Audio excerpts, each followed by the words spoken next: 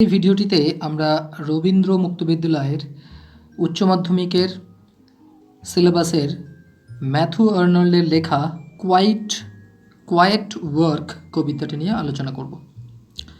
Matthew আর্নল্ডের লেখা quite work.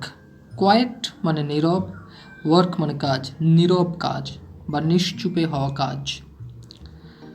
Matthew Arnold একজন বিখ্যাত কবি, যিনি ঊনবিংশ শতকে জন্মগ্রহণ করেছিলেন এবং ইংরেজি সাহিত্যে তার যথেষ্ট অবদান আমরা দেখতে পাই।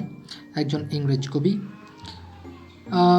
তিনি যে এই কোয়াইট ওয়ার্ক কবিতাটি লিখেছেন, এটি একটি সনেট অর্থাৎ 14 লাইন বিশিষ্ট কবিতা। এই 14 লাইন বিশিষ্ট কবিতায় তিনি অর্থাৎ এই সনেটটিতে তিনি একটা ভিন্ন ধরনের বিষয়বস্তু নির্বাচন করেছেন এবং লিখেছেন। কবিতাটি একটু আক্ষরিক ও উপরে অর্থে কবিতাটি সাধারণত একটু কঠিন বলেই মনে হবে, কিন্তু পুরো ডিসকাশনের পর আশা করি তোমাদের কাছে এটা অনেকটাই সহজ হয়ে যাবে। কবিতাটির টাইটেল হলো কোয়াইট ওয়ার্ক, নীরব কাজ। কোন সে কাজের কথা তিনি বলছেন তা আমরা কবিতায় দেখতে পাবো।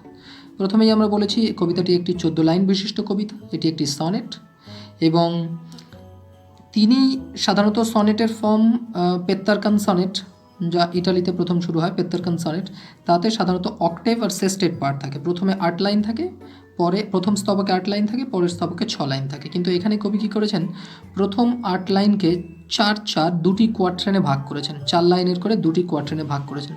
এখানে তোমরা দেখতেই পাচ্ছ, দেখো এই প্রথমে 4 লাইন, এই পরের 4 লাইন, এই 8 লাইনের দুটি স্তবক করেছেন, 4 লাইনের করে দুটি স্তবক করেছেন এবং এটি হলো অক্টেভ অংশ।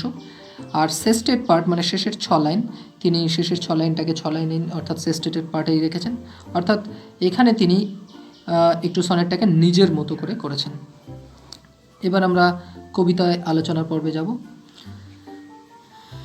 কোয়াইট ওয়ার্ক, নীরব কাজ। One lesson nature let me learn of the, one lesson which is every wind is blown, one lesson of 2 duties kept one, though the loud world proclaim their enmity. প্রথম স্তবকে কবি বলেন, প্রকৃতির কাছে কবি প্রার্থনা জানান, one lesson nature let me learn of the, ওহে প্রকৃতি তোমার থেকে একটা শিক্ষা আমাকে দাও। One lesson which in every wind is blown, একটি শিক্ষা, যে শিক্ষা প্রতিটি বায়ু প্রবাহের মধ্যে আছে। One lesson of 2 duties kept at one, একটা শিক্ষা যা দুটি কর্তব্যকে একসঙ্গে ধরে রাখতে পারে। দো দি লাউড ওয়ার্ল্ড প্রোক্লেম দেয়ার ইনমিটি, যদিও উচ্চস্বরের পৃথিবী তার বিরুদ্ধে শত্রুতা ঘোষণা করে। প্রথম স্তবকে কবি বললেন, ওহে প্রকৃতি তোমার থেকে আমাকে একটা শিক্ষা দাও, যে শিক্ষা প্রতিটি বায়ু প্রবাহের মধ্যে আছে, যে শিক্ষা দুটো কর্তব্যকে একসঙ্গে ধরে রাখতে পারে। এখানে দুটো কর্তব্য বলতে আসলে কবি বিশ্রাম ও কর্মক্ষমতা, কাজ করা ও বিশ্রাম নেওয়া, এই দুটিকে বলেছেন, যেটি সাধারণত প্রকৃতির সমস্ত এজেন্টদের মধ্যে, প্রকৃতির এজেন্ট মানে যেমন ধরো সূর্যতাপ বা সূর্যকিরণ, বায়ুপ্রবাহ, বৃষ্টিপাত বা অন্যান্য যে সমস্ত প্রকৃতির এক একটি এজেন্ট যারা কাজ করে প্রকৃতির হয়ে, তারা যখন কাজ করে তারা নিরবিচ্ছিন্নভাবে কাজ করে, তাদের কোনো আলাদা করে বিশ্রাম নেই, আলাদা করে কোনো কাজ নেই, তাদের কাছে যেটা কাজ সেটাই বিশ্রাম, যেটা বিশ্রাম সেটাই কাজ। যেমন বায়ু প্রবাহিত হয়, সে কখনোও থামে না, তার আলাদাভাবে কোনো বিশ্রামের দরকার নেই, যেটা তার বিশ্রাম সেটাই তার কাজ, যেটা কাজ সেটাই তার কাছে বিশ্রাম। এরকম দুটি কর্তব্য, বিশ্রাম ও শ্রম, দুটিকে একসঙ্গেই সে করতে পারে, সেই শিক্ষা আমাকে দাও। কবি প্রকৃতির কাছ থেকে চাইছেন শিখতে, আসলে তিনি পুরো মানব জাতিকেই সেই শিক্ষা গ্রহণ করতে বলছেন। যদিও দো দি লাউড ওয়ার্ল্ড প্রোক্লেম দেয়ার এনমিটি, যদিও উচ্চস্বরের পৃথিবী তার বিরুদ্ধে শত্রুতা ঘোষণা করে। প্রকৃতির কাজ কেমন, নীরবে, শান্তভাবে, নিশ্চুপে। সে চিৎকার চেঁচামেচি হই হট্টগোল করে কাজ করে না, সে একটি কাজ গ্রহণ করে এবং সেই কাজটি যতক্ষণ না সম্পন্ন হয় সে তার কাজ নীরবে নিশ্চুপে করে যায়। কিন্তু মানুষ তার কর্মজগৎ চালায় কীভাবে, চিৎকার চেঁচামেচি হই হট্টগোল আওয়াজ, এসবের মধ্য দিয়ে আমরা গাড়ি ঘোড়া চালাচ্ছি, আমরা কথা বলছি, আমরা কারখানায় কাজ করছি, আমরা পড়ছি, গাইছি, সব কিছুতেই আমাদের কি আওয়াজ, আওয়াজ আর আওয়াজ। আমাদের জগৎটা, কর্মজগৎটা কেমন না প্রচণ্ড কোলাহল, চিৎকার, চেঁচামেচির, আর প্রকৃতির কর্মজগৎ নীরব, নিশ্চুপে। তাই আমাদের কর্মজগৎ প্রকৃতির কর্মজগতের বিরুদ্ধে যেন শত্রুতাই ঘোষণা করে, যেহেতু পুরোপুরি বিপরীত। Of toil আনসেভার্ড from tranquility,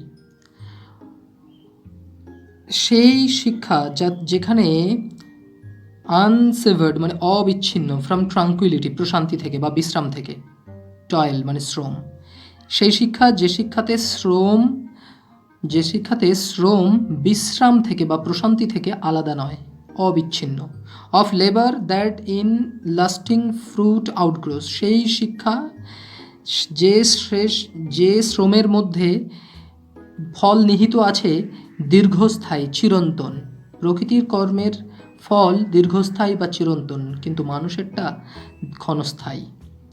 fur নয়েজিয়ার schemes, ষড়যন্ত্র বা বহুমুখী পরিকল্পনা থেকে বহু দূরে। আমরা যখন কোনো কাজ করি তাতে হাজারো সন্ধি, দুরভিসন্ধি, পরিকল্পনা, উদ্দেশ্য থাকে, কিন্তু প্রকৃতির কোনো কাজে একটি উদ্দেশ্য থাকে, সে আর আলাদা করে কোনো দুরভিসন্ধি করে না। অ্যাকমপ্লিশড ইন রিপোজ, প্রকৃতির সেই কাজ শেষ হয়, রিপোজ মানে বিশ্রাম, বিশ্রামের মধ্য দিয়ে, অ্যাকমপ্লিশড মানে সম্পূর্ণ হয়। অর্থাৎ শ্রম হচ্ছে বিশ্রামের মধ্য দিয়ে, শ্রম আর বিশ্রাম সেখানে এক। টু গ্রেট ফর হেস্ট, এতটাই মহান সেই প্রকৃতির কাজ যে তা তাড়াহুড়ো করে হয় না। টু হাই ফর রাইভালরি, এতটাই উচ্চমানের যে তার কোনো প্রতিদ্বন্দ্বিতা চলে না। মানুষের কর্মজগতের কাছে প্রকৃতির কর্মজগৎ তুলনাই কোনো হয় না। প্রকৃতির কর্মজগৎ মানুষের থেকে অনেক গুণ ভালো এবং অনেক উচ্চমানের। কবি এটাই বোঝাতে চেয়েছেন। দ্বিতীয় স্তবকে আসলে কবি বললেন যে সেই শিক্ষা দাও যে শিক্ষা প্রকৃতি তার কর্মবীর নেতৃত্বের মধ্য দিয়ে, মানে প্রকৃতির এজেন্টরা যারা কাজ করে তারা একেবারে নিশ্চুপে নীরবে সেই কাজ সম্পন্ন করে যায় বিশ্রামের মধ্য দিয়ে। তাদের কাছে বিশ্রাম আলাদা করে কিছু নেই, বিশ্রাম আর শ্রম একই, তা সম্পন্ন করে নিশ্চুপে নীরবে তাদের কাজ সম্পন্ন করে, এবং সেই কাজ মানুষের কর্মজগতের থেকে অনেক মহান, অনেক উচ্চমানের। Yes, while on earth a thousand Discord ring, পৃথিবীতে যখন হাজারো যুদ্ধের ঘণ্টাধ্বনি বেজে চলে, মানুষ চিৎকার, চেঁচামেচি, হাহাকার, আর্তনাদ এসবের মধ্য দিয়ে চালিয়ে যায় যুদ্ধ। Man's fitful uproar mingling with his toil, মানুষের খামখেয়ালিপূর্ণ গর্জন মিশে যায় তার শ্রমের সাথে। মানুষের শ্রমের মধ্যে তার দর্প, তার অহংকার, তার গর্জন এসব মিশে রয়েছে।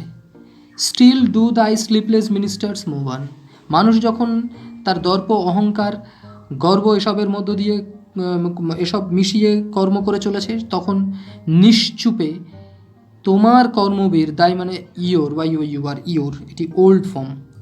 পুরনো ইংলিশে দাই এভাবে লেখা হতো, ওল্ড ইংলিশে THY দাই, মডার্ন ইংলিশে হয় ইয়োর, ওয়াই ইউ আর। তোমার কর্মবীর নেতৃত্বরা, অর্থাৎ তোমার কর্মবীর মিনিস্টাররা যারা তোমার এজেন্ট, যেমন ওই বায়ুপ্রবাহ, বৃষ্টিপাত, ঝড়, তুষারপাত, জলপ্রবাহ, এই সমস্ত প্রকৃতির হয়ে যারা কাজ করে সেই সমস্ত এজেন্টরা তারা স্লিপলেস, নিদ্রাহীন, তারা কখনো ঘুমায় না। মুভ অন, তারা কাজ করেই চলে তখনও, যখন মানুষ তার খামখেয়ালিপূর্ণ, অহংকারে মেশানো, গর্জনপূর্ণ শ্রম করে চলে।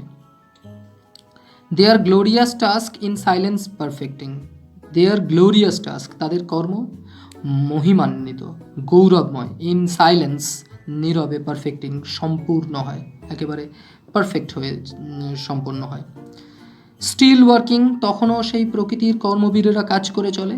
Blaming still our vain turmoil, তারা যেন আমাদের শ্রমকে দোষ দেয়, আমাদের পণ্ডশ্রমকে, ভেইন টার্ময়েল, আমাদের বৃথা বা পণ্ডশ্রমকে সে যেন দোষ দেয় নীরবে কাজ করে গিয়ে। Labourers that shall not fail, শ্রমিকেরা, প্রকৃতির শ্রমিকেরা যারা কখনো শ্যাল নট ফেল, ব্যর্থ হয় না। হোয়েন ম্যান ইজ গান, যখন মানুষ মরেও যায়, এই পৃথিবী ছেড়ে চলেও যায়। অর্থাৎ পুরো কবিতাটির মধ্য দিয়ে কবি এটা বোঝালেন প্রকৃতির কর্মজগৎ আর মানুষের কর্মজগৎ। তিনি একটা পার্থক্য দেখালেন স্পষ্ট। মানুষের কর্মজগৎ কেমন?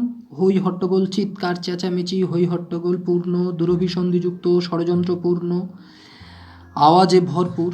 সেখানে প্রকৃতির কর্মজগৎ শান্ত, নিশ্চুপ, নীরব এবং অনেক বেশি ফলদায়ী, দীর্ঘস্থায়ী এবং সম্পন্ন হয় প্রশান্তির মধ্য দিয়ে। তাহলে পুরো কবিতাটি আশা করি তোমরা বুঝলে, এবং এই কবিতাটির তোমাদের কাছে যে নোটবুক আছে সেটা থেকে তোমরা এর মিনিংগুলো দেখো, ওয়ার্ড মিনিংগুলো দেখো, কবিতাটি আরও এক দুবার করে পড়ো। আশা করি তোমাদের কাছে এটি অনেকটাই হেল্পফুল হবে। Thank you.